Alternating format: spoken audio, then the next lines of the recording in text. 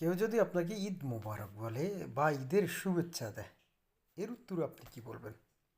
দেখেন, আপনি যদি সৌদি আরব, কাতার, কুয়েত, বাহরাইন মানে আরব কান্ট্রিতে, যে কোনো কান্ট্রিতে, আরব কান্ট্রিতে আসেন, যদি আপনাকে কেউ ঈদ মুবারক, ঈদ আক মুবারক বা মবরুক আল ঈদ যদি এমন কিছু বলে, ঈদের শুভেচ্ছা জানায়, তাহলে আপনি এর উত্তরে বলবেন তাকাব্বাল আল্লাহু মিন্না ও মিনকুম।